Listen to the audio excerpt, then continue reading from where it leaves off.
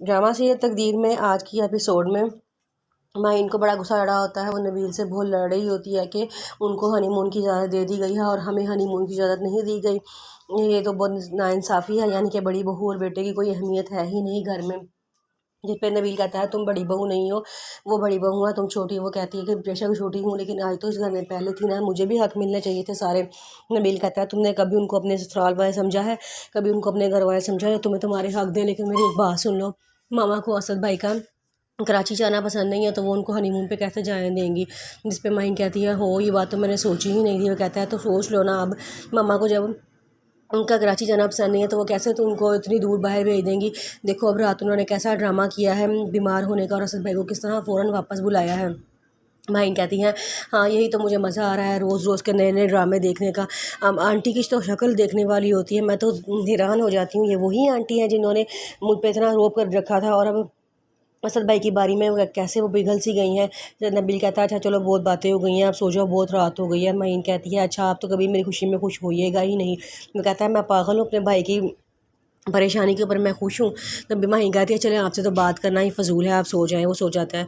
फिर असद की मामा जो है वो ड्रामा करके लेट जाती हैं, कहती हैं कि मेरी तबीयत बहुत ख़राब है, मेरा बीपी बहुत हाई हो गया, असद को जल्दी से बुला दो। असद जैसे ही कमरे में वो घर वापस पहुंचता है फ़ौरन उनके कमरे में जाता है और जाकर उनके सराहने बैठ जाता है।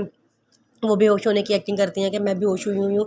फिर उनको होश आता है तो कहती हैं वो बेटा तुम लोग आ गए हो? वो कहते हैं हाँ जी हम आ गए हैं। तो असद कहता है मामा आपको क्या हुआ था? वो कहती हैं कि मेरा बीपी थोड़ा सा हाई हो गया था, लेकिन कोई बात नहीं, अब मैं ठीक हूँ, तुम लोग जाओ अपने कमरे में आराम करो। मुझे लगता है सलोनी ने तुम लोगों को परेशान कर दिया होगा। सलोनी कहती है नहीं मम्मा मैंने कुछ नहीं कहा। तो आगे से रूमी भी कहती है नहीं नहीं सलोनी ने हमें कुछ नहीं कहा, हम तो खुद आपका पता लेने के लिए आए हैं। फिर उसकी मामा कहती हैं कि बता क्या घर का खाना में इतनी नमक मिर्च मसाले होते हैं कि मुझसे वो खाया ही नहीं जाता, तो मैं कब कौन मेरे लिए परहेजी खाना बनाए? काम वाले को तो परहेजी खाना बनाना ही नहीं आता। और माहिन को तो इतनी है ही नहीं कि जाके अपनी सास का हाल तक पूछ ले वो क्या मेरे लिए परहेजी खाना बनाएगी। लेकिन कोई बात नहीं, फिक्र ना करो, मेरे अंदर इतनी हिम्मत ताकत तो भी है कि मैं अपने लिए कम से कम खाना बना सकूं। फिर वो एकदम बैठने लगती है तो उनसे बैठा नहीं जाता, तो एकदम लेट जाती हैं। हाय अल्लाह मेरे अंदर तो इतनी हिम्मत नहीं है कि मैं बैठ जाऊँ। फिर सलोनी उन्हें कहती है कि फिर वो उसकी मम्मा कहती है मेरे लिए कौन खाना बनाएगा, खुद ही मुझे हिम्मत करनी पड़ेगी। सलोनी कहती है कि भाभी क्या आप मम्मा के लिए परहेजी खाना बना देंगी? तो उसकी मम्मा फ़ौरन कहती हैं तुम्हें क्या हो गया है? रूमी को भी इस घर में आए 2 दिन ही हो गया, मैं 2 दिन में इसको क्या चूल्हे के आगे खड़ा कर दूँ? तुम कैसी बातें कर रही हो? कोई बात नहीं सलोनी, मैं रूमी तुम फिक्र ना करो, मैं अपना खाना बना लूँगी। रूमी कहती है नहीं नहीं आप परेशान ना हो, मैं आपको बना दिया करूँगी। वो क्या कि रूमी अपने कमरे में आ जाती है और वहाँ जाके परेशान होती है कि मैं कैसे खाना बनाऊंगी, मैंने तो कभी खाना बनाया ही नहीं है, और वो भी परहेजी खाना। फिर कहती है मैं मम्मा को फ़ोन करती हूँ, कहती है नहीं नहीं मम्मा परेशान हो जाएंगी। फिर कहती है मैं भाभी को फ़ोन करूँगी, लेकिन उनका कहती है भाभी भी मामा को बता देंगे, मम्मा परेशान हो जाएंगे, मैं क्या करूँ, उनसे कुछ समझ नहीं आ रही होती। फिर वो कहती है मुझे खुद ही कुछ करना पड़ेगा, मैं खुद ही किसी तरीके से बनाने की कोशिश करती हूँ।